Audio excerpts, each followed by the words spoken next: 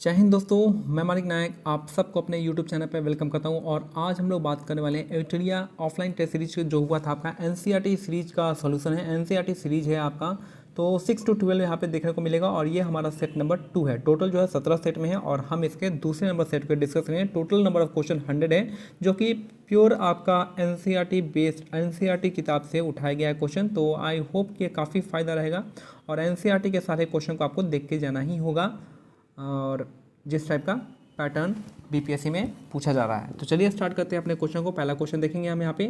तो first question यहाँ पे, भारतीय इतिहासकार के संदर्भ में यानी द्वारा वर्णित इतिहास के संबंध में निम्नलिखित कथनों पर विचार करना है। तो निम्नलिखित कथन कौन सा है उस पर देखते हैं। पहला है आपका, भारतीय इतिहास को आमतौर पर प्राचीन, मध्यकालीन और आधुनिक काल में बांटा है। तो सही बात है, पहला तो स्टेटमेंट सही है। दूसरा है, इतिहास को इन खंडों में बांटने की यह समझ जो है पश्चिम देश से आई है। तो कहाँ से आया? पश्चिम से आया। ये भी आपका स्टेटमेंट जो आपका करेक्ट है। तो ये उतना स्टेटमेंट उतना इंपॉर्टेंट तो नहीं है क्वेश्चन, तो लेकिन फिर भी जब बन गया है तो आपका 1 और 2 इसका करेक्ट आंसर रहेगा। दोनों ही स्टेटमेंट सही है कि आपका प्राचीन, मध्यकालीन और आधुनिक इतिहास में बांटा गया है और इसका जो कहाँ से लिया गया है ये आपका पश्चिम से समझ में आया है। तो यहाँ पे 1 और 2 इसका करेक्ट आंसर हो जाएगा। नेक्स्ट है यहाँ पे, आधुनिक समाज की विशेषताओं में क्या सम्मिलित है। तो आधुनिक समाज में आपका सामंतवादी तो बिल्कुल नहीं आएगा। तो यहाँ पे दो ऑप्शन, यहाँ पे ऑप्शन 3 को हम एलिमिनेट करेंगे। तो ये गया और ये ऑप्शन क्या है? 4 है। तो ये गया और ये गया, 2 गया। अब 1 और 2 सही है। अब चौथे नंबर दे, लोकतंत्र हो सकता है। हाँ भाई, लोकतंत्र तो होगा ही। तो यहाँ पे ऑप्शन, यहाँ पे डी हमारा करेक्ट आंसर हो जाएगा। तो इस हिसाब से आप यहाँ पे देख सकते हैं कि हमारा जो है आधुनिक समाज में क्या नहीं आएगा? सामंतवादी नहीं आएगा। बाकी आपका 1, 2, 4 आ जाएगा। स्वतंत्रता आएगा, समानता आएगा, लोकतंत्र आ जाएगा। और ये सब चीज़ें हमारे प्रेम्बल में भी दिया हुआ है, प्रस्तावना में भी। नेक्स्ट यहाँ पे, रॉबर्ट क्लाइव ने हिंदुस्तान का नक्शा तैयार करने का काम किसे सौंपा था। तो याद रखिएगा, इजी अच्छा क्वेश्चन है। रॉबर्ट क्लाइव ने हिंदुस्तान का नक्शा तैयार करने का काम जो है किसे दिया था? तो यहाँ पर जेम्स रेनेल इसका करेक्ट आंसर हो जाएगा। जेम्स रेनेल हो जाएंगे, करेक्ट आंसर हो जाएगा।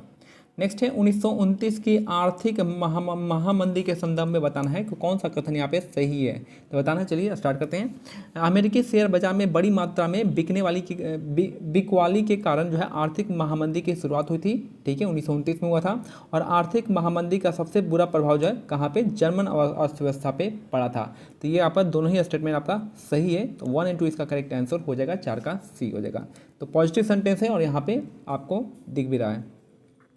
नेक्स्ट है, 1946 में दिल्ली में हुए पुलिस हड़ताल का मुख्य कारण क्या था। तो पुलिस हड़ताल क्यों होगा? तो वहाँ पे वेतन कम मिलेगा और वहाँ पे भोजन खराब था। तो दोनों ही स्टेट में आपका करेक्ट आंसर हो जाएगा। तो यहाँ पे ऑप्शन सी इसका करेक्ट आंसर हो जाएगा। दोनों ही, कम वेतन भी था और खराब भोजन भी था। नेक्स्ट है, बहादुर शाह जफर के बेटों को किस अंग्रेज अधिकारी ने गिरफ्तार किया था। तो बहादुर शाह जफर कहाँ के थे? दिल्ली के थे। दिल्ली में कौन कौन थे? तो यहाँ पे एक तो निकोलसन थे और दूसरा हडसन थे। निकोलसन तो एक तो स्पेशल कैटेगरी में आए थे, तो लेकिन जो कंपनी के जो मेन लीडर थे वो थे और उनको गिरफ्तार किया था आपका हडसन ने किया था। तो ऑप्शन यहाँ पे डी इसका करेक्ट आंसर हो जाएगा। तो ऑप्शन डी हो जाएंगे। नेक्स्ट है, वाणिज्यिक कंपनी के बारे में निम्नलिखित कथनों पर विचार करना है। तो वाणिज्यिक कंपनी के बारे में बताना है कौन सा इनमें से सही है। पहला होगा, वाणिज्यिक कंपनी का मुख्य लक्ष्य क्या होता है? प्रतिस्पर्धा से, कंपटीशन से बचकर मुनाफा कमाना। सही बात है, तो मुनाफा कमाना चाहते थे। वे सस्ती चीज़ें खरीद कर उन्हें उच्च कीमत पर बेचते थे, यानी सस्ता खरीदेंगे और बढ़ी हुई कीमत पर बेच देंगे। तो यही दोनों ही स्टेटमेंट क्या आपका करेक्ट है और पॉजिटिव भी है, तो आप यहाँ से लगा सकते हैं। नेक्स्ट है क्वेश्चन नंबर 8, बंगाल के नवाब सिराजुद्दौला और कंपनी के बीच में टकराव का मुख्य कारण क्या था। तो मुख्य कारण था कि यही है कि फरमानों का दुरुपयोग किया जा रहा था। उस समय जो फरमान मिला था तो अंग्रेज जो है उसका दुरुपयोग करते, यही इसका करेक्ट आंसर हो जाएगा। और याद रखिए, बंगाल जो है सिराजुद्दौला के साथ कौन सा युद्ध लड़ा गया था, आप मेरे को कमेंट सेक्शन में बता सकते हैं। नेक्स्ट है यहाँ पे, सिराजुद्दौला के संबंध में निम्नलिखित कथनों पर विचार करना है। ठीक है, 1756 ईस्वी में मुर्शिद कुली खां की मृत्यु के बाद सिराजुद्दौला बंगाल का नवाब बने थे। नहीं, आपका मुर्शिद कुली खां के द्वारा जो है नहीं था, ये अलीवर्दी खां के बाद ये बंगाल का नवाब बने थे। कौन सा? तो पहला स्टेटमेंट गलत होता है। तो पहला हमारा कौन कौन सा हो गया ऑप्शन? तो हमारा ये गया और ये गया। अब दूसरा देखते हैं, अंग्रेजों और सिराजुद्दौला के भी पहला गलत हो गया। अंग्रेज और सिराजुद्दौला के बीच में राजस्व को लेकर विवाद था, तो आपका दूसरा सही है। और सिराजुद्दौला का रॉबर्ट क्लाइव के साथ 1757 में प्लासी का युद्ध हुआ था, ये भी स्टेटमेंट आपका करेक्ट है। तो यहाँ पे 2 और 3 इसका करेक्ट आंसर हो जाएगा। तो 9 का हमारा ऑप्शन सी आ जाएगा। तो इस हिसाब से आपका ऑप्शन सी जाएगा। सिराजुद्दौला के हार का सर्वप्रमुख कारण क्या था? तो सिराजुद्दौला जो हार गया था अंग्रेज से, उसका मेन था कि उसने उसके जो सेनापति था मीर जाफर, उसने उसको धोखाबाजी दे दिया था, तो धोखा कर दिया था। ऑप्शन सी हो जाएगा। नेक्स्ट है, पलासी के युद्ध के पश्चात जो है उत्पन्न परिस्थितियों के संदर्भ में बताना है, कौन सा कथन पे विचार करना है? तो असत्य कथन बताना है, इनमें से कौन सा असत्य है? तो कंपनी ने बंगाल का प्रशासन नहीं संभाला क्योंकि इसका मुख्य उद्देश्य व्यापार फैलाना था। ये तो आपका सही है कि कंपनी जो है बंगाल का प्रशासन संभाला नहीं क्योंकि उसको अपने व्यापार से संबंधित था, व्यापार से देखना था। दूसरा आपका सिराजुद्दौला का मार दिया गया और मीर कासिम बंगाल का नवाब बना। तो सिराजुद्दौला को उसमें क्या किया था? मार दिया गया था, और मीर कासिम जो नहीं बनाया था, किसको बनाया था? आप मेरे को बताइएगा, किसको बनाया था यहाँ पे? मीर जाफ़र बना था। मीर जाफ़र इसे गद्दारी किया था, तो मीर जाफ़र को ही बनाया गया था। तो यहाँ पे दूसरा स्टेटमेंट जो है गलत है, पहला स्टेटमेंट सही है। तो यहाँ पे पूछा असत्य कथन कौन सा है? तो असत्य कथन आपका ऑप्शन बी हो जाएगा, ऑप्शन बी, 11 का बी हो जाएगा। नेक्स्ट है, 1764 की बक्सर की लड़ाई के समय बंगाल का नवाब कौन था? जब बक्सर की लड़ाई हुआ था, नवाब कौन था? वो था आपका मीर जाफ़र, क्योंकि मीर कासिम तो लड़ रहा था बक्सर के युद्ध में, तो मीर कासिम तो होगा नहीं, तो एक ही ऑप्शन बचता है जो कि मीर जाफ़र हो जाएगा। सिराजुद्दौला की मृत्यु हो गई थी, शुजाउद्दौला अवध के थे, ये लड़ाई में शामिल थे। ठीक है, तो हमारा कौन सा है? उस समय बंगाल का नवाब थे आपके मीर जाफ़र हो जाएगा, 12 का बी हो जाएगा। नेक्स्ट है, बक्सर के युद्ध के संबंध में निम्नलिखित कथनों पर विचार करना है। तो पहला है आपका, बक्सर की लड़ाई जो है केवल अंग्रेज और मीर कासिम के बीच हुए थे, नहीं, यहाँ पे गलत हो जाएगा। यहाँ पे आपके मुगल साम्राज्य भी था और आपके अवध के शासक भी थे, तो पहला तो स्टेटमेंट गलत हो गया, ये गलत हो गया और ये गलत हो गया। दूसरा है, बक्सर के युद्ध के पश्चात मुगल सम्राट ने कंपनी को बंगाल की दीवानी और फौजदारी अधिकार दे दिया था। तो दीवानी और फौजदारी दोनों नहीं दिया था आपको, कौन सा दिया था? सिर्फ और सिर्फ आपका दीवानी दिया था, फौजदारी आपका किसके आपके राजा के पास था। तो यहाँ पे ऑप्शन ये भी आपका गलत है, दोनों ही स्टेटमेंट गलत है, तो कोई भी सही यहाँ पे नहीं है, कोई भी यहाँ पे सत्य नहीं है। नेक्स्ट है, सहायक संधि के संदर्भ में बताना है कौन सा सही है। तो सहायक संधि देखते हैं। सहायक संधि के संदर्भ में निम्नलिखित कथनों पर विचार करना है। सहायक संधि, पहला है आपका, सहायक संधि अपनाने वाली रियासतें को अपनी स्वतंत्र सेना का रखने का अधिकार नहीं होता था। सही बात है, अगर आप सहायक संधि कर रहे हैं तो आपको अपना स्वतंत्र सेना रखने का कोई अधिकार नहीं था, पहला स्टेटमेंट सही है। दूसरा है, सहायक संधि अपनाने वाली रियासतों को कंपनी द्वारा सुरक्षा दी जाती थी। सही बात है, कंपनी उसकी सुरक्षा करती थी, और सुरक्षा के निर्धारित रकम नहीं चुकाता है तो कंपनी उसको उसका इलाका अपने कब्जे में ले लेता था। तीनों ही स्टेटमेंट क्या आपका करेक्ट है, तो ऑप्शन डी हमारा करेक्ट आंसर हो जाएगा। तो हमारा क्या ऑप्शन हो जाएगा? ऑप्शन डी इसका करेक्ट आंसर हो जाएगा, ऑप्शन डी। नेक्स्ट है, हैदर अली की मृत्यु कब हुई थी? तो हैदर अली की मृत्यु जो है द्वितीय आंग्ल मैसूर युद्ध में हुआ था। हैदर अली का मृत्यु जो आपका दूसरे आंग्ल मैसूर युद्ध में हुआ था, जिसमें टीपू सुल्तान और हैदर अली दोनों लड़ा था। तो ऑप्शन बी इसका करेक्ट आंसर हो जाएगा। तीसरा जो था श्रीरंगपट्टनम के में हुआ था, और चौथा में टीपू सुल्तान की मृत्यु होती है। नेक्स्ट क्वेश्चन है, टीपू सुल्तान। टीपू सुल्तान ने अंग्रेजों के खिलाफ निम्न में से कौन सा कदम उठाया था? तो कौन सा कदम उठाया था? तो पहला देखिए यहाँ पे 1786 में टीपू सुल्तान ने अपने रियासतों को अंतर्गत पड़ने वाले बंदरगाह से चंदन की लकड़ी, काली मिर्च और इलायची का निर्यात रोक दिया था। सही बात है कि आपका जो इलायची है ये सबका जो है रोक दिया था, लेकिन यहाँ पे एक चीज़ गलती क्या है, यहाँ पे जो 1786 का डेट है ये आपका 1786 न देके 1785 था। तो इसलिए ये क्वेश्चन ऐसे पहली बार में वन गो में आपको लगेगा कि यहाँ तीनों स्टेटमेंट सही है, लेकिन यहाँ पे गलत जानबूझ के बनाया गया, 1785 को 1786 कर दिया गया, तो इसलिए ये वाला स्टेटमेंट जो है गलत हो जा रहा है। बाकी टीपू सुल्तान रोक दिया था, क्या क्या रोका था? तो बंदरगाह से चंदन की लकड़ी, काली मिर्च और इलायची का निर्यात रोक दिया था, यह सही बात है, लेकिन ये कब रोका था? 1785 में, तो इसलिए यहाँ पे स्टेटमेंट क्या गलत हो जा रहा है। तो ये गलत, ये गलत। दूसरा है, उसने फ्रांसीसी व्यापारियों के साथ घनिष्ठ संबंध विकसित किया था, ये आपका सही है, और उसने फ्रांसीसियों की मदद से अपनी सेना का आधुनिकीकरण किया था, ये भी सही है। तो ऑप्शन 2 और 3 या करेक्ट आंसर हो जाएगा। नेक्स्ट है, 1799 के हार के परिणाम के संदर्भ में निम्नलिखित कथनों पर विचार करना है। ठीक है, यहाँ पे हार के कथनों पर विचार करना है। तो 17 का देखेंगे हम लोग। यहाँ पे पहला आपका श्रीरंगपट्टनम की रक्षा करते हुए टीपू सुल्तान मारा गया। तो टीपू सुल्तान, सही बात है कि श्रीरंगपट्टनम की रक्षा करते हुए टीपू सुल्तान जो है मारा गया। ओडियार राजवंश के हाथों में मैसूर की सत्ता सौंप दी गई, ये भी सही है। ओडियार राजवंश के हाथों में ये है, मैसूर की सत्ता सौंप दी गई थी और मैसूर पर सहायक संधि थोप दी गई थी। तो यहाँ पर तीनों स्टेटमेंट आपका करेक्ट आंसर हो जाएगा, तीनों स्टेटमेंट सही है। कंपनी वाले कॉल कर रहे हैं तो इसलिए यहाँ पे तीनों स्टेटमेंट यहाँ पे करेक्ट आंसर हो जाएगा। नेक्स्ट है सर्वोच्चता की नीति जो है किसके द्वारा आरंभ किया गया था, तो ये आरंभ किया गया था हेस्टिंग के द्वारा किया गया था। सर्वोच्चता की जो नीति है पारमौंसी की नीति आपको लॉर्ड हेस्टिंग इसका करेक्ट आंसर, लॉर्ड तो नहीं कहेंगे, हेस्टिंग इसका करेक्ट आंसर हो जाएगा, ऑप्शन डी हो जाएगा। नेक्स्ट है रानी चेन्नम्मा का संदर्भ निम्नलिखित कथनों पर विचार करना है। रानी चेन्नम्मा के बारे में, तो रानी चेन्नम्मा का संबंध जो आपका कर्नाटक से है, ये आपका सही है। दूसरा है रानी चेन्नम्मा अंग्रेजों के खिलाफ अहिंसक आंदोलन करने वाली पहली, अहिंसक नहीं है हिंसक आंदोलन की थी, ठीक है। तो ये वाला दूसरा ऑप्शन में गलत हो गया, तो ये आपका गलत हो गया, ये आपका गलत हो गया, ये आपका गलत, तो तीनों ऑप्शन गलत हो गया। तो ऑप्शन सी इसका, ऑप्शन बी इसका करेक्ट आंसर हो जाएगा कि 1824 में उन्हें गिरफ्तार किया गया और 1829 में जेल में ही उनकी मृत्यु हो गई। तो पहला और तीसरा आपका सही है, तो 1 and 3 are the correct answer. Next है कंपनी ने सिंध पर कब्जा किया था किसके टाइम में, तो ये आपका एलन ब्रो के टाइम में किया था और ये जो है 1843 का टाइम था। कंपनी ने सिंध पर किसके टाइम में कब्जा किया था, एलन ब्रो के टाइम में किया था 1843, इसका करेक्ट आंसर हो जाएगा। इसी टाइम जो दास प्रथा का भी अंत हुआ था, 20 का सी इसका करेक्ट आंसर हो जाएगा, ऑप्शन सी। नेक्स्ट है आपका सतारा जो है, सतारा कब हुआ 1848 में, संबलपुर 1850 में, उदयपुर 1852 में और नागपुर आपका 1853 में था। तो कौन सा हो जाएगा, तो पहला का सिंपल सा है आपका, पहला का डी हो जाएगा और दूसरा का ई हो जाएगा। पहला का बी, दूसरा का ए, कहाँ पे है, तो यहाँ पे ऑप्शन डी में दिख रहा है, तो ऑप्शन डी हमारा करेक्ट आंसर हो जाएगा। नेक्स्ट है अवध के संबंध में बात करना है, तो अवध के अधिकरण के संबंध में निम्नलिखित कथनों पर विचार करना है। तो यहाँ देखते हैं यहाँ पे अंग्रेजों ने अवध की जनता को कुशासन से आज़ाद कराने का तर्क देखा, अवध को संग्रहित किया था। सही बात है कि उसने मल एडमिनिस्ट्रेशन के नाम पे अवध को अपने में ले लिया था और 1801 में अवध में सहायक संधि थोप दी गई थी। ये भी आपका स्टेटमेंट सही है, दोनों ही स्टेटमेंट आपका करेक्ट है। लेकिन जो जनता अवध के नवाब से परेशान नहीं थी, ठीक है, ये आपका तीसरा वाला आपका गलत है। नवाब जो अवध के नवाब को वो फॉलो करती थी और उनको सपोर्ट करती थी, आपका यहाँ पे ये तीसरा स्टेटमेंट क्या है, गलत है। तो तीसरा गलत, ये गलत हो गया, ये गलत हो गया, तो 1 एंड 2 इसका करेक्ट आंसर हो जाएगा, ऑप्शन सी यहाँ पे करेक्ट हो जाएगा। नेक्स्ट है गवर्नर जनरल वारन हास्टिंग द्वारा लागू किए गए न्याय व्यवस्था के संदर्भ में बताना है कौन सा यहाँ पे क्या क्या विशेषताएं हैं यहाँ पे, ठीक है। देखिए यहाँ पे पहला है हर जिले में 2 अदालत बनाई गई, फौजदारी अदालत और दीवानी अदालत, यह सही है।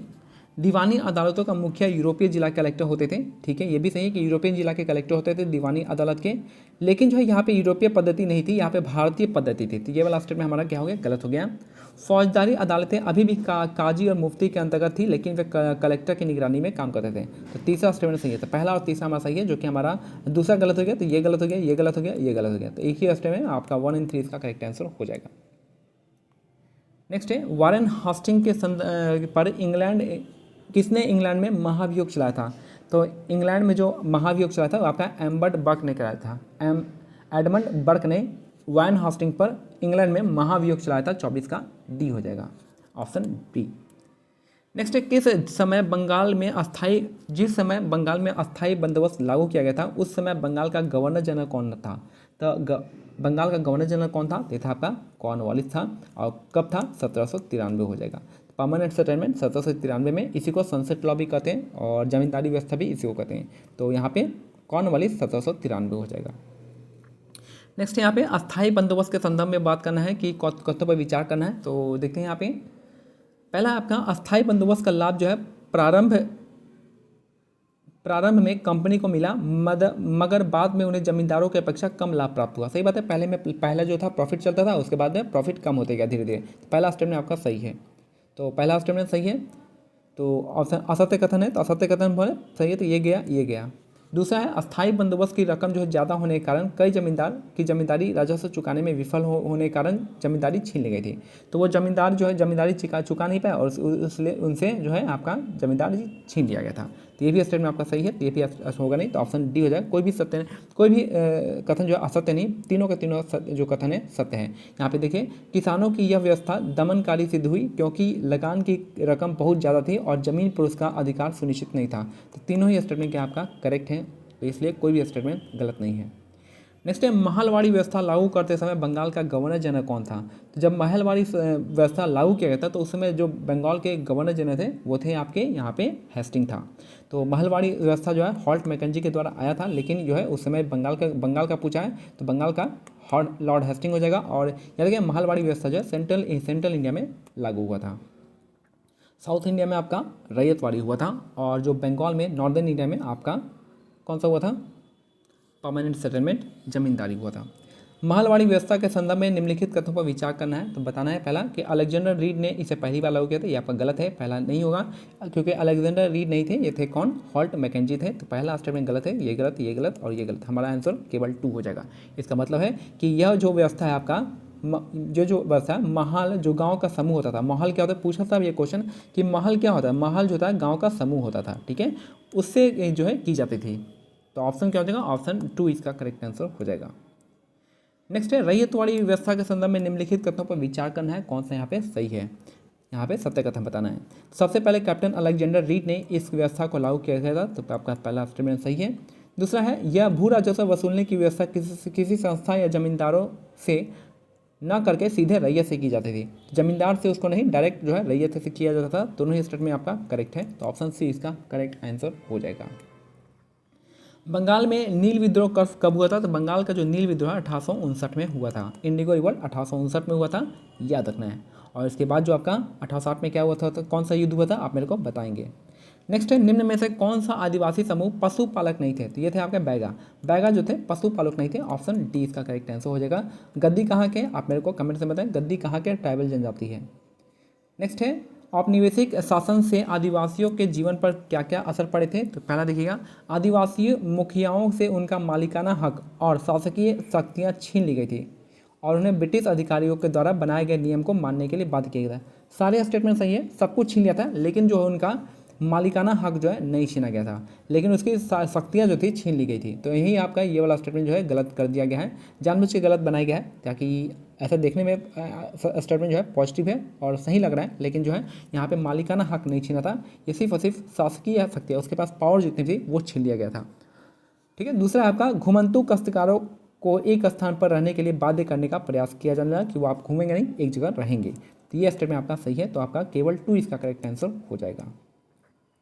नेक्स्ट है आदिवासी विद्रोह जो है संथाल विद्रोह 1855 में, कोल विद्रोह 1831 में, वर्ली विद्रोह 1940 में हुआ था और बस्तर विद्रोह जो है 1910 में हुआ था। तो पहला का ए, दूसरा का बी, तीसरा का डी, चौथा ये आपका ऑप्शन सी इसका करेक्ट आंसर हो जाएगा। बिरसा मुंडा के संदर्भ में बात करना है, कौन सा ही। बिरसा मुंडा समाज के सुधार के पक्षधर थे, तो ऐसा ही बात है, समाज सुधारक थे। वे एक स्थान पर टिककर खेती करने, समूह में रहने और मदिरा पान से युवाओं को दूर रहने की सलाह देते थे। पॉजिटिव सेंटेंसेस है, तो ये आपका पहला स्टेटमेंट सही है। वे जनेऊ धारण करते थे, ये भी सही है, और शुद्धता व दया पर जोर देते थे, सही बात है। दोनों ही स्टेटमेंट आपका करेक्ट है, बिरसा मुंडा से संबंधित। नेक्स्ट है किस गवर्नर जनरल ने यह फैसला किया कि बहादुर शाह जफर आखिरी मुगल बादशाह होगा। तो ये जो स्टेटमेंट है किसका है, तो आपका कैनिंग का था। तो कैनिंग ने यह फैसला किया कि बहादुर शाह जफर होंगे जो आखिरी मुगल बादशाह होंगे, ऑप्शन डी इसका करेक्ट आंसर हो जाएगा। फिर यहाँ देखते हैं कंपनी द्वारा भारत में सुधार के नाम पर ईसाई धर्म को प्रोत्साहित करने के लिए निम्न में से कौन से कदम उठाया था। देखना है कौन कौन से कदम उठाए थे। पहला देखेंगे 1830 के बाद कंपनी ने ईसाई मिशनरियों को जमीन व संपत्ति जुटाने की छूट दे दी थी, सही बात है, उसको कुछ छूट दे दिया गया था। दूसरा 1850 में एक नया कानून बनाया गया जिसमें प्रावधान था कि अगर कोई भारतीय व्यक्ति ईसाई धर्म अपनाता है तो उस पर जो है उसके पुरखों की संपत्ति जो है पहले जैसा अधिकार मिल जाएगा। तो दोनों स्टेट में आपका क्या है, करेक्ट है। इसी से क्या हो गया, ईसाई को धर्म को थोड़ा प्रोत्साहन मिला था। तो ऑप्शन सी इसका करेक्ट आंसर हो जाएगा। नेक्स्ट है मंगल पांडे जो है 34वें इन्फेंट्री नेवी से थे और इनको फांसी दी गई थी आपका 8 अप्रैल 1857 को दी गई थी। 8 अप्रैल 1857 को दी गई थी। कहाँ के थे, 34वें नेटिव इन्फेंट्री बैरकपुर से थे। 1857 के बागी और उनके संबंधित मिलान करना है। नाना साहब कहाँ से थे, कानपुर से थे। पहला का बी हो जाएगा, तो पहला का बी, तो ये गलत हो गया, ये गलत हो गया। फिर जो है यहाँ पे रानी लक्ष्मीबाई कहाँ से थी, रानी लक्ष्मीबाई झांसी से थी, तो चौथा का डी हो जाएगा। तो यहाँ पे 4 का सी, ये गलत है, ये सही, हमारा ऑप्शन सी, ऑप्शन डी सही है। ठीक है, तो यहाँ से और दूसरा क्या हो जाएगा, बरजस कद्र जो है लखनऊ से थे और अवंतीबाई सोंधी कहाँ से, आपके राजगढ़ हो जाएंगे। आई होप कि आपको समझ में आ रहा होगा। नेक्स्ट है विद्रोहियों के संदर्भ में बताना है, विचार करना है। कूट वाले कुछ ज़्यादा ही हैं। पहला क्वेश्चन देखेंगे, बहादुर शाह जफर को उनकी पत्नी के साथ निर्वासित कर नहीं, उनको अकेले भेजा था, ना कि उनकी पत्नी के साथ। पहला स्टेटमेंट आपका गलत हो गया, पहला गलत हो गया, तो हमारे ये गलत हो गया और ये गलत हो गया। दूसरा 1858 में रानी लक्ष्मीबाई अंग्रेजों से लड़ती वीरगति को प्राप्त हुई थी, ये तो आपका स्टेटमेंट सही है। किसके साथ लड़ी थी, तो ये ह्यू रोज के साथ लड़ी थी। तात्या टोपे मध्य भारत के ये 2 स्टेटमेंट यहाँ भी दिख रहा है कि सही है। तीसरा देखते हैं सही है कि नहीं। तात्या टोपे मध्य भारत के जंगलों में रहते हुए आदिवासी और किसानों की सहायता से छापामारी युद्ध करते रहे। तो ये भी आपका स्टेटमेंट जो है पॉजिटिव है और सही है। आपका 2 और 3 यहाँ पे करेक्ट हो जाएगा। तात्या टोपे जो थे इनको जंगल में रहे थे और आदिवासियों के साथ मिलकर छापामार युद्ध करते रहे किसके साथ, अंग्रेजों के साथ। तो नेक्स्ट है, इनको इनके ही दोस्त ने फंसवा दिया था तात्या टोपे को। नेक्स्ट है, 1857 के विद्रोह के बाद अंग्रेजों ने अपनी नीतियों में क्या क्या बदलाव किए थे। कौन कौन से बदलाव आए थे देखिए। ईस्ट इंडिया कंपनी के सारे अधिकार जो है ब्रिटिश साम्राज्य के हाथ में सौंप दिए गए। एक परिषद का गठन किया गया था जिसे इंडिया काउंसिल कहा गया था। पहला स्टेटमेंट आपका सही है। डलहौजी का जो व्यवगत सिद्धांत था यानी डॉक्ट्रिन ऑफ लेफ्ट था उसको वो खत्म कर दिया गया और स्थानीय शासकों को दत्तक पुत्रों को सत्ता सौंपने की छूट दे दी गई। ये भी स्टेटमेंट सही है। अंग्रेजों ने भारतीय लोगों के धर्म और सामाजिक रीति रिवाज का सम्मान करने का फैसला किया गया। ये भी आपका स्टेटमेंट सही है। तीनों ही स्टेटमेंट आपके करेक्ट है, तो ऑप्शन डी इसका करेक्ट आंसर हो जाएगा। नेक्स्ट है, एस्टिक सोसाइटी ऑफ बंगाल की स्थापना 1784 में विलियम जोन्स के द्वारा किया गया था। एस्टिक सोसाइटी ऑफ बंगाल की स्थापना विलियम जोन्स के द्वारा 1784 में किया गया था। बनारस हिंदू कॉलेज की स्थापना किस गवर्नर जनरल के शासन काल में हुई थी। तो बनारस हिंदू कॉलेज की स्थापना जो है किस गवर्नर जनरल के काल में हुआ था, ये आपको बताना है। तो ये थे आपके कॉर्नवालिस के टाइम में हुआ था। और फिर जो है उसके बाद जो है आपका इनका बनारस हिंदू से किसका संबंध है, डेविड हेयर का संबंध है, राजा राम मोहन राय का संबंध है, एनी बेसेंट का संबंध है और मदन मोहन मालवीय का संबंध है। ठीक है, याद रखिएगा। अब बनारस हिंदू कॉलेज की स्थापना कब होती है, 1791 में डंकन के द्वारा। नेक्स्ट है, मैकॉले के मिनट्स के आधार पर किस वर्ष अंग्रेजी शिक्षा का अधिनियम पारित किया गया था। तो जब मैकॉले जो मिनट था वो कब आया था, 1835 में आया था। ठीक है, जो अंग्रेजी शिक्षा को अधिनियम जो है पारित किया था 1835, इसका करेक्ट आंसर हो जाएगा। नेक्स्ट है, 1854 का वुड डिस्पैच। अब यहाँ पे देखना है वुड डिस्पैच के बारे में कौन कौन सा सही है। तो पहला आपका वुड के नीति पत्र जो है यूरोपीय शिक्षा से भारतीय के नैतिक चरित्र उत्थान का तर्क दिया गया था। सही बात है। वुड के नीति पत्र जो आधार है 1954 में सरकारी विभाग का गठन किया गया ताकि शिक्षा संबंधी सभी मामले पर सरकार का नियंत्रण किया जा सके। ये भी सही है। और इस दस्तावेज में अंग्रेजी शिक्षा का एक व्यवहारिक लाभ आर्थिक क्षेत्र में भी बताया जाता है। तीनों ही स्टेटमेंट आपका करेक्ट है और यहाँ पे ऑप्शन डी इसका करेक्ट आंसर हो जाएगा। वुड डिस्पैच के रिगार्डिंग ये तीनों स्टेटमेंट आपका करेक्ट है। नेक्स्ट है, महात्मा गांधी शिक्षा संबंधी क्या क्या बताए हैं। पहला आपका महात्मा गांधी अंग्रेजी शिक्षा के खिलाफ थे। तो ये आपका सही है कि महात्मा गांधी अंग्रेजी शिक्षा के खिलाफ थे। उनके मुताबिक अंग्रेजी शिक्षा भारतीयों को अपाहिज बना देगा और उन्हें अपने सामाजिक परिवेश से काट देगा। ये भी सही है। और इंडियन कल्चर से अलग कर देगा। उनके अनुसार पढ़ने और लिखने की क्षमता पर पा लेना ही शिक्षा नहीं है, बाकी सभी और भी चीज़ें हैं। तो यहाँ पे तीनों स्टेटमेंट उनके अनुसार सही है, ऑप्शन डी हो जाएगा। टैगोर के शिक्षा संबंधी विचारों के संबंध में कौन सा कथन जो है आपका सत्य है, पूछ रहा है। कौन सा यहाँ पे सत्य है। टैगोर अंग्रेजी शिक्षा पद्धति से खुश नहीं थे। सही बात है। उनके अनुसार सृजनात्मक शिक्षा केवल प्राकृतिक परिवेश में प्रोत्साहित किया जा सकता है। सही बात है। वो आपका नेचुरलिस्ट वे में चाहते थे कि ओपन यूनिवर्सिटी चाहते थे, ओपन स्कूल चाहते थे, ओपन क्लासरूम चाहते थे। वो टैगोर आधुनिक पश्चिमी सभ्यता और भारतीय परंपरा के श्रेष्ठ तत्वों में सम्मिलित थे। तो तीनों स्टेटमेंट इनके बारे में सही है। तीनों सही है आपका यहाँ पे। चौथा है, सती शब्द का अर्थ क्या होता है। सती शब्द का होता है स से सती, स से सदाचारी महिला। आप ये मत लगा दीजिएगा। ठीक है, आग में समाहित होने वाली महिला को सती नहीं कहते हैं। तो सती जो होती है सदाचारी महिला कहलाती है। स से सती, स से सदाचारी महिला। राजा राम मोहन रॉय के संबंध में निम्नलिखित कथनों पर विचार करना है, बताना है कौन सा यहाँ पे कथन सही है। देखिए यहाँ पे उन्होंने कोलकाता में ब्रह्म समाज की स्थापना की थी। तो ये तो आपका सही है कि ब्रह्म समाज की स्थापना उन्होंने किया था। राजा राम मोहन राय पश्चिमी शिक्षा के प्रसार के पक्ष में थे। ये भी सही है। राजा राम मोहन रॉय ने विधवा महिलाओं के समर्थन में विधवा विवाह के पक्ष में कानून बनाने की मांग नहीं की थी। तो आपका सती प्रथा के पक्ष में कानून बनाने की मांग की थी। ये वाला आपका तीसरा गलत है, 3 गलत है, ये गलत है। तो 1 इंटू इसका करेक्ट आंसर हो जाएगा, ऑप्शन सी हो जाएगा। ठीक है, तो विधवा पुनर्विवाह के कौन हो जाएगा, ईश्वरचंद्र विद्यासागर हो जाएगा। कब पारित हुआ था, 1856 में। और किसके टाइम में हुआ था, तो ये कैनिंग के टाइम में हुआ था। नेक्स्ट है, प्राचीन ग्रंथ का हवाला देकर किसने समाज सुधार की पहल की प्रारंभ की थी। ये थे आपके राजा राम मोहन राय। प्राचीन ग्रंथों का हवाला देकर समाज सुधार की बात की थी राम मोहन रॉय ने। ऑप्शन ई हो जाएगा।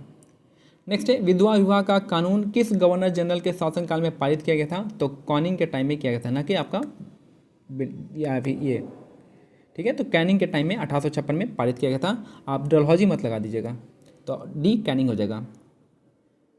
फिर है यहाँ पे देखिए ईश्वरचंद्र विद्यासागर कहाँ से थे? ज्योतिबा फूले आपको पता होगा महाराष्ट्र से, तो 2 का ए कहाँ पे, 2 का यहाँ पे, तो ये लग गया, ये गया।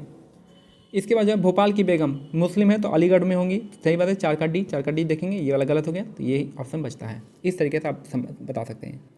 बाकी जो है आपके यहाँ पे पहला कवि ईश्वरचंद्र विद्यासागर कोलकाता से संबंधित है, और यहाँ पे आर्य समाज कहाँ का हो जाएगा? पंजाब का हो जाएगा, तो ऑप्शन डी इसका करेक्ट आंसर हो जाएगा। नेक्स्ट है यहाँ पे 52 नंबर क्वेश्चन। ताराबाई शिंदे ने स्त्री पुरुष तुलना नाम की किताब प्रकाशित की थी, सही बात है। पंडित रमाबाई ने हिंदू धर्म में उपस्थित लगभग सभी नहीं होगा यहाँ पे, ये गलत है। सभी जातियों के नहीं, जो ऊपर जाति थे उनके उन महिलाओं की दुर्दशा पर किताब लिखी थी, ठीक है। तो ऑप्शन यहाँ पे केवल 1 हो जाएगा, इसका करेक्ट आंसर हो जाएगा ऑप्शन ए, ये वाला दूसरा गलत हो जाएगा। जहाँ भी सभी आ जाएगा थोड़ा सा लगा दीजिएगा कि जो जब हम लोग गुलाम थे तो उसमें सभी चीज़ें वहाँ पे गलत हो जाएंगी। बाल विवाह निषेध अधिनियम किस वर्ष पारित किया गया था? तो 1929 में पारित किया गया था। बाल विवाह निषेध अधिनियम जो पारित हुआ था वो आपका 1929 में पारित किया गया था। जाति उन्मूलन के लिए काम करने के लिए परमहंस मंडली का गठन कब किया गया था? तो परमहंस मंडली का गठन जो है 1840 में किया गया था। डायरेक्ट आपको याद रखना है कि जाति उन्मूलन के लिए किसके लिए परमहंस मंडली का संबंध था? जाति उन्मूलन के लिए 1840 हो जाएगा। जाति सुधार आंदोलन के संबंध में कौन सा कथन जो यहाँ पे सही है बताना है? तो सत्य कथन को ही बताना है, ठीक है। तो यहाँ आप देखिए सतनामी आंदोलन की शुरुआत घासीदास ने पश्चिम भारत में की थी। ऐसे अगर पढ़िएगा तो लगेगा कि हाँ भाई सही है, लेकिन यहाँ पे पश्चिम भारत नहीं है, यहाँ पे सेंट्रल इंडिया है, ठीक है, सेंट्रल इंडिया। तो ये आपका स्टेटमेंट जो है गलत हो जाएगा। बाकी पूर्वी बंगाल में हीरादास ठाकुर के मथुआ पंथ ने चंडाल कष्टकारों के बीच में काम किया था, तो ये आपका ऑप्शन 2 इसका करेक्ट आंसर हो जाएगा। यहाँ पे पश्चिम भारत नहीं होगा। सतनामी आंदोलन की शुरुआत जो है घासीदास ने पश्चिम भारत में नहीं सेंट्रल इंडिया में किया था। नेक्स्ट है ओरू जाति ओरू मतम ओरू देव मनुष्यातम, यानी मानवता की एक जाति एक धर्म एक ईश्वर की एक कथन जो किसका है? तो आपका श्री नारायण गुरु। काफ़ी फेमस क्वेश्चन है कि इन्होंने एक जाति एक धर्म और एक ईश्वर बताया है, किसमें? नारायण गुरु ने बताया है, श्री नारायण गुरु। नेक्स्ट है गुलामगिरी पुस्तक की रचना ज्योतिबा फूले ने कब की थी? तो ये थे आपके कब? 1873 में, जब इन्होंने सत्यशोधक समाज की स्थापना की थी 1873 में। तो ऑप्शन बी इसका करेक्ट आंसर हो जाएगा। ज्योतिबा फूले, सत्यशोधक समाज, 1873, गुलामगिरी बुक। प्रार्थना समाज की स्थापना कब गई थी? आपका 1867 में। आत्माराम पांडुरंग हो जाएंगे प्रार्थना समाज, ऑप्शन सी हो जाएगा। भारत में आर्म्स एक्ट कब आया था? तो 1878 में आया था। किसके टाइम में? लिट्टन के टाइम में आया था। आर्म्स एक्ट याद रखना है। आर्म्स एक्ट कब आया था? 1878 में आया था। इल्बर्ट बिल लागू करने के संबंध में कौन सा कथन में विचार करना है? तो इल्बर्ट बिल आया था पर 1883 में आया था, और इसने सरकार में इल्बर्ट बिल लागू करने का प्रयास किया था। पहला तस्वीर सही है कि 1883 में आया था, लेकिन इस बिल के जरिए भारतीय अखबारों पर प्रतिबंध, ये आपका गलत है, भारतीय अखबारों पर प्रतिबंध नहीं लगाया था, जबकि जो है आपका भारत जो आपका अंग्रेजों को भी वहाँ पे ट्रायल कर सकते थे, वो अधिकार दिया गया था, जिसमें वहाँ पे इल्बर्ट बिल कंट्रोवर्सी हो गया था। तो यहाँ पे हमारा दूसरा स्टेटमेंट जो है गलत है, तो यहाँ पे ऑप्शन 1 इसका करेक्ट आंसर हो जाएगा। नेक्स्ट है कांग्रेस की स्थापना के संदर्भ में बताना है कौन सा सही है। पहला तो लग रहा है कि 1885 में देश भर के 72 प्रतिनिधियों ने मुंबई में सभा करके भारतीय राष्ट्रीय कांग्रेस की स्थापना का फैसला किया था, सही बात है, पहला सही है। दूसरा, संगठन के प्रारंभिक नेता दादा भाई नौरोजी ब्रिटिश संसद के सदस्य रह चुके थे, ये भी सही है। सेनावृत्ति ब्रिटिश अफसर जो है एओ ह्यूम की कांग्रेस की स्थापना में बहुत बड़ी भूमिका थी, सही, इन्होंने ही स्थापना किया था, एओ ह्यूम ने ही आईएनसी का गठन किया था 1885 में। तीनों ही स्टेटमेंट जो आपका करेक्ट है और पॉजिटिव भी है, तो आप आराम से लगा सकते हैं। स्वराज की मांग सर्वप्रथम किसने की थी? तो स्वराज की मांग सबसे पहले गर्मपंथियों ने किया था। कौन थे? तो ये थे आपके जो क्या कहते हैं बाल गंगाधर तिलक हो जाएंगे। तो स्वराज की मांग किए थे गर्मपंथियों ने किया था। अंग्रेजों ने बंगाल विभाजन के पीछे क्या तर्क दिया था? सिंपल सा था कि आपका प्रशासनिक सुविधा के लिए वो लोग कर रहे थे, ठीक है। तो बंगाल विभाजन का जो तर्क था वो आपका प्रशासनिक सुविधा के लिए दिया था, उन्होंने एक तर्क दिया था। नेक्स्ट है 1917 में घटित रूसी क्रांति के प्रमुख रूप से कौन से विचार निकलकर संपूर्ण विश्व में फैला था? तो कौन सा विचार निकला था? ये था आपका समाजवाद का विचार। तो ऑप्शन डी सोशलिज्म का विचार जो है वहाँ से आया था। रूसी क्रांति से सोशलिज्म का विचार आया था। और फ्रेंच की क्रांति से आप मेरे को बताएंगे कौन सा विचार आया था फ्रेंच की क्रांति से, जो कि 1789 में हुआ था। 1919 के पश्चात राष्ट्रीय आंदोलन में जन भागीदारी बढ़ाने के लिए निम्नलिखित कारण कौन कौन से थे? बताना है कौन से यहाँ पे हो जाएंगे। तो प्रथम विश्व युद्ध के पश्चात तो हम महंगाई में तेजी से बढ़ोतरी परिणाम स्वरूप जनता त्रस्त हो गई। तो ये तो पहला सही है कि जब आपका विश्व युद्ध होगा तो उसके बाद जो होगा बहुत ज़्यादा महंगाई होगी। 1917 में रूस क्रांति था और गांधी जी के सत्याग्रह और अहिंसा भी उसमें चल रहा था। तीनों स्टेटमेंट यहाँ पे करेक्ट आंसर हो जाएगा, 65 का डी हो जाएगा। नेक्स्ट है 66 नंबर क्वेश्चन देखेंगे। रॉलेट एक्ट के बारे में बताना है। तो रॉलेट एक्ट क्या है? एक तरह का एक कानून है जो कि अभिव्यक्ति की स्वतंत्रता जैसे मूलभूत अधिकार पर अंकुश लगाता था और पुलिस को ज़्यादा अधिकार देता था इसके लिए। तो ऑप्शन 1 तो यहाँ पे सिंपल लग रहा है। रॉलेट एक्ट के विरोध में शुरू किया गया रॉलेट सत्याग्रह ब्रिटिश सरकार के खिलाफ पहला अखिल भारतीय संघर्ष था। पहला ऑल इंडिया जो मूवमेंट था वो आपका रॉलेट सत्याग्रह था। ऑप्शन सी हो जाएगा गांधी जी का। तो 66 का ऑप्शन सी, दोनों ही स्टेटमेंट में आपका क्या है? करेक्ट है। नेक्स्ट है असहयोग आंदोलन के संबंध में निम्नलिखित कथनों पर विचार करना है। यहाँ पे यह खिलाफत आंदोलन के बाद प्रारंभ हुआ, फिर दोनों एक साथ जोड़ दिया गया। सही बताइए कि असहयोग आंदोलन जो है खिलाफत आंदोलन के बाद स्टार्ट हुआ था और उसके बाद में गांधी जी ने दोनों को सपोर्ट ले लिया अपने साथ। ठीक है। दूसरा है असहयोग आंदोलन की मुख्य मांग थी स्वराज। मेन जो था वो एनसीएम का नॉन कॉपरेशन मूवमेंट का क्या था? स्वराज था। और तीसरा है इतनी बड़ी मात्रा में सरकारी संस्थाओं का बहिष्कार किया गया, उपाधियाँ लौटाई गई और विदेशी कपड़ों को होली जलाई गई। तो यहाँ पे तीनों स्टेटमेंट यहाँ पे करेक्ट हो जाएगा। तो ऑप्शन डी इसका करेक्ट आंसर हो जाएगा। नेक्स्ट है पंजाब में सिखों का अकाली आंदोलन का मुख्य उद्देश्य क्या था? तो अकाली आंदोलन जो था अंग्रेजों की सहायता से गुरुद्वारा में जैसे भ्रष्ट महंतों को हटाना था। तो ऑप्शन डी यानी सिख रिफॉर्म मूवमेंट था, यानी सिखों में जो रिफॉर्म मूवमेंट था वो आपका अकाली आंदोलन था। ठीक है। तो अंग्रेजों की सहायता से गुरुद्वारा में बैठे जो भ्रष्ट महंत थे उनको हटाना था। 1929 में जो पारित पूर्ण स्वराज प्रस्ताव के संबंध में बताना है कौन सा सही है। तो सुभाष चंद्र बोस इसकी अध्यक्षता नहीं किए थे। कौन किया था? जवाहरलाल नेहरू ने किया था। और 26 नवंबर नहीं था, 26 जनवरी था। इसको पूरे देश में स्वतंत्रता दिवस मनाया था। तो दोनों ही स्टेटमेंट क्या है? आपका गलत है, ना तो ही ना तो दो हो जाएगा। 26 नवंबर यहाँ पे देखिए गलत है, 26 जनवरी हो जाएगा। भगत सिंह के संदर्भ में बताना है कौन सा यहाँ पे स्टेटमेंट जो है सही है, सत्य कथन है। ठीक है। नेक्स्ट है भगत सिंह ने 1924 को दिल्ली स्थित फिरोजशाह कोटला में हिंदुस्तान सोशलिस्ट रिपब्लिक एसोसिएशन की स्थापना की थी। तो आपका सही है कि जो हिंदुस्तान सोशलिस्ट रिपब्लिक एसोसिएशन की स्थापना फिरोजशाह कोटला मैदान में हुआ था, लेकिन जो 1924 में हुआ था ये गलत है, 1928 में हुआ था। ठीक है। यानी हिंदुस्तान सोशलिस्ट रिपब्लिक एसोसिएशन की स्थापना 1928 में किया गया था, भगत सिंह ने किया था और ये फिरोजशाह कोटला में किया गया था। 17 दिसंबर 1928 को अपनी तो पहला गलत हो गया, तो पहला गलत हो गया, तो ये गलत है, ये गलत है और ये गलत है। डायरेक्ट आंसर आ गया 2, 3। यानी 17 दिसंबर 1928 को अपने साथियों के साथ सॉन्डर्स नामक पुलिस अफसर की हत्या की थी। सही बात है। और 1929 में इसमें केंद्रीय विधान परिषद ने बम फेंका था। ठीक है। तो 8 अप्रैल 1929 को इन्होंने बम फेंका था और इन्होंने सॉन्डर्स की हत्या की थी। इस वजह से इन पर कौन सा मुकदमा चला था? लाहौर कॉन्स्पिरेसी केस इन पर चला था, लाहौर षड्यंत्र केस।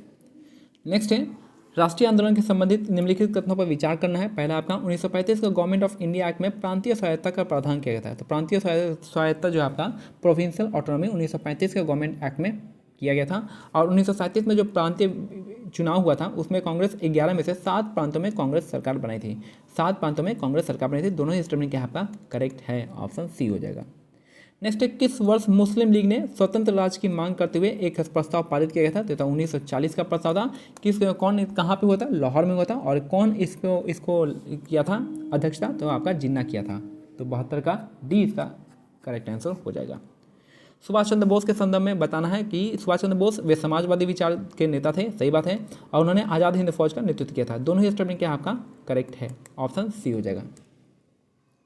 और पता ही होगा सुभाष चंद्र बोस के बारे में इंडिया स्ट्रगल इन्होंने बुक लिखा था। इन्होंने दो बार आईएनसी की स्थापना की थी। फिर उसके बाद जो है पट्टाभी सीतारमण को हटाया था। और गांधी जी से कुछ विवाद हुआ था, इन्होंने फॉरवर्ड ब्लॉक की स्थापना की थी और कांग्रेस को छोड़ दिया था।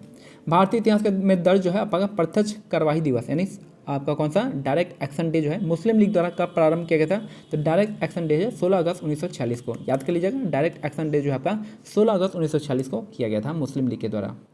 मॉन्टेस्क्यू के संबंध में निम्नलिखित कदम पर विचार करना है। तो इसने the spirit of the laws नामक पुस्तक की रचना की थी। सही बात है। इस पुस्तक में शक्ति के विभाजन की बात की गई। दोनों स्टेटमेंट क्या आपका करेक्ट है?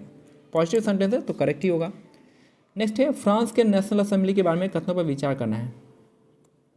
फ्रांस के बारे में विचार करना है यहाँ पे कि पहले देखें 1971 के संविधान ने कानून बनाने का अधिकार नेशनल असेंबली को सौंप दिया था। ठीक है। नेक्स्ट है आपका नेशनल असेंबली अप्रत्यक्ष रूप से चुनी जाती थी मे बी 25 वर्ष से अधिक उम्र वाले सभी नागरिक। फिर यहाँ पे आ गया सभी नागरिक। तो यहाँ पे क्या होगा? इसको हम गलत मानेंगे, सभी है। तो यहाँ पे हमारा तीसरा गलत, ये गलत, ये गलत, ये गलत। तो ऑप्शन 1 और 2 इसका करेक्ट आंसर हो जाएगा। तो सभी चीज़ें जो होती है नहीं होती है, जो भी आपका ऑल आता है वो एक किसी खास संदर्भ में आता है, लेकिन यहाँ पे जो होगा बाकी आपका गलत हो जाएगा, सभी यहाँ पे गलत हो जाएगा। फ्रांस के राष्ट्रगान के संबंध में निम्नलिखित कथन पर विचार करना है, कौन सा यहाँ पे सही है। तो यहाँ पे फ्रांस की राष्ट्रगान का नाम जो है मार्सेला था, सही बात है। यह गीत पहली बार स्वयं सेवियों ने पेरिस की ओर कूच करते हुए गाया था। तो दोनों ही स्टेप में क्या है आपका करेक्ट है, दोनों ही स्टेप में क्या है करेक्ट हो जाएगा। 78 देखते हैं, यूरोपीय समाजवाद के संदर्भ में निम्नलिखित कथनों पर विचार करना है। तो यूरोपीय समाजवाद कैसा था उसके बारे में यहाँ पे बात करना है। पहला आपका समाजवादी निजी संपत्ति के विरोधी थे, सही बात है। समाजवादी जो होते हैं सोशलिस्ट होते हैं वो आपका कैपिटलिस्ट यानी प्राइवेट के अगेंस्ट होते हैं। कोऑपरेटिव यानी सामूहिक उद्यम समाजवाद की एक स्वरूप होता है, सही बात है। कोऑपरेटिज्म होता है। मार्क्स का मानना था कि औद्योगिक समाज पूंजीवादी समाज है, कि औद्योगिक जो समाज होता है पूंजीवादी कैपिटलिस्ट इकोनॉमी होता है। तो ये तीनों स्टेप में क्या आपका करेक्ट हो जाएगा। तो 78 का तीनों आपका करेक्ट है। नेक्स्ट है यहाँ पे खूनी रविवार के संबंध में बताना है कौन सा सही है। तो खूनी रविवार जो आपका 1917 में नहीं हुआ था, 1917 में का जो घटना हुआ था, 1917 का जो आंदोलन हुआ था उसको एग्रीवेट करने में बढ़ावा दिया था, जबकि हुआ था खूनी रविवार 1905 में। ठीक है, याद रखना है कि यह घटना 1905 में होता है, ये आपका गलत हो जाएगा कि यह जो है बाकी जो है मजदूरों का एक दल जाकर महल के सामने विरोध प्रदर्शन किया था 1905 में। और बाकी दूसरा स्टेटमेंट आपका सही है कि मजदूर कार्य अवधि घटाकर 8 घंटे करने, वेतन वृद्धि करने और कार्य स्थिति में सुधार करने की मांग की थी। तो दोनों ही आपका दूसरा स्टेटमेंट ऑप्शन बी हो जाएगा, 79 का बी हो जाएगा। नेक्स्ट है 80 नंबर, जर्मनी के आर्थिक संकट से निकलने के लिए अमेरिकी सरकार ने कौन सी योजना बनाई थी। तो ये था आपका डॉक्स योजना बनाया था। विश्वविद्यालय अनुदान आयोग द्वारा हाल ही में मूल्य प्रवाह 2, तो मूल्य प्रवाह यहीं पे आ गया, मूल्य आ गया, वैल्यू आ गया। तो यहाँ पे क्या है आपका उच्च शिक्षा संस्थानों में नैतिक प्रथाओं और मानवीय मूल्यों को बढ़ावा देना। तो ये आपका स्टेटमेंट करेक्ट हो जाएगा, मूल्य है तो यहाँ पे समय। नेक्स्ट है निम्नलिखित में कौन सा बायो इमेजिंग बैंक का प्राथमिक उद्देश्य है। तो बायो इमेजिंग बैंक का जो प्राथमिक उद्देश्य है अनुसंधान उद्देश्यों के लिए उच्च गुणवत्ता वाली जैविक छवियों को संग्रहित और साझा करना। तो ऑप्शन ए हो जाएगा इसका करेक्ट आंसर। करेंट अफेयर का है तो इसलिए 83 देखते हैं,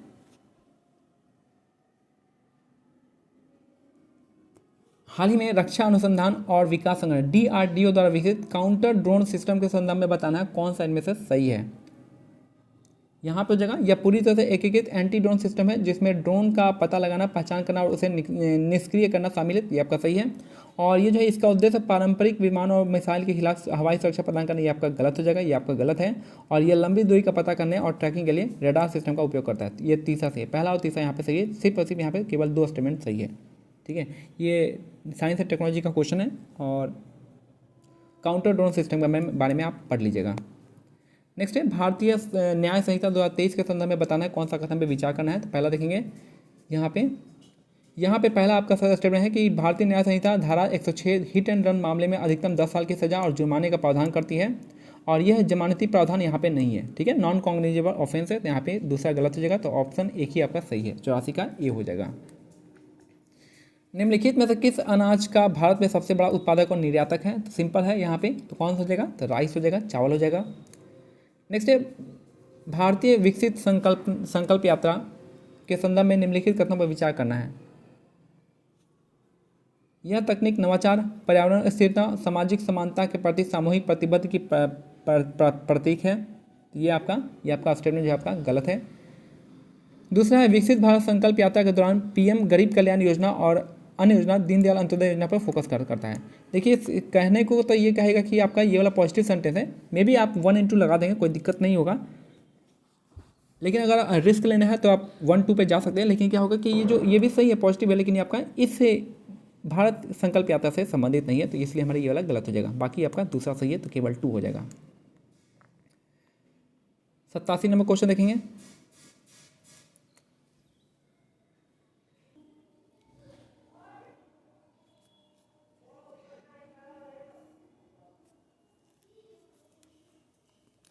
सत्तासी नंबर क्वेश्चन देखेंगे हम लोग यहाँ पे।